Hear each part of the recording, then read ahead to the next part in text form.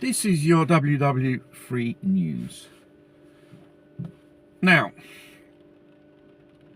as I mentioned a few videos ago on my channel, YouTube, regarding Norway sending letters out to their citizens regarding, under the Act of Special Powers of Wartime, your assets could be seized for civil defence purposes. And if you've, I don't know if you've seen the film Fred of the BBC 1984, let's talk, they're going to do another one, a reboot make. Throughout the film, the narrator explains certain situations when it comes to the point of special powers. Peacetime governors, in case of an event, not just a nuclear war, the central government can't exercise authority, a peacetime official will be nominated to run in those particular emergency situations to administrate locally was left. Then you got the Norwegians, which obviously they are a preparedness culture anyway, so but that letter and this leaflet about what you should do in certain determined situations, stock up on this, prepare for this, you must have these certain things. It's probably, they're telling you the bug out bag.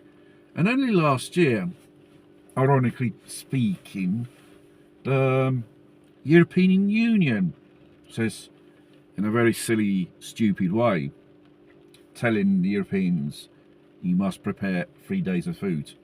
I think minimum 3 days of supplies you should have. No, 3 weeks of supplies, because 3 days,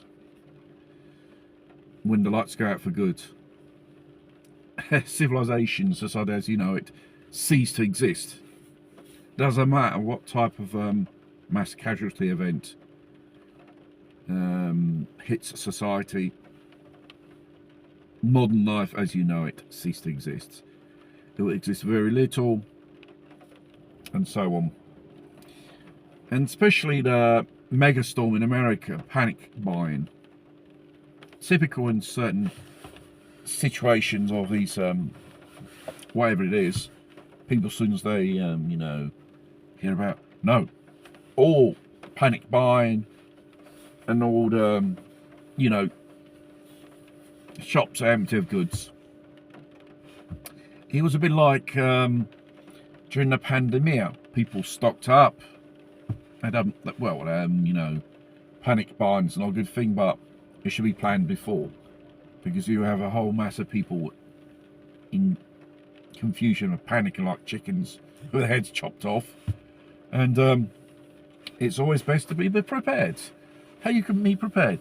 Obviously there are preppers on social media, good or bad, and most famous one, the Canadian Prepper, New York Prepper, Paul and Adrian off-grid farming. They do a little bit more the gospel, Christianity, and so on, religion basically. But, or even Funky Prepper or UK Prepper, there is all the good advice. Follow their podcasts. You find it very interesting. I find it very interesting. I've only started recently to prepare, and obviously you have to observe your environment where you live and the world events, because sometimes on the news these things sometimes can give you indications. They will never ever, the powers that be will never ever tell you the shit's going to hit the fan. It's always at the last minute. They'll warn you. the famous 20 or 30 minutes warning. What you could do in that time, God knows what. But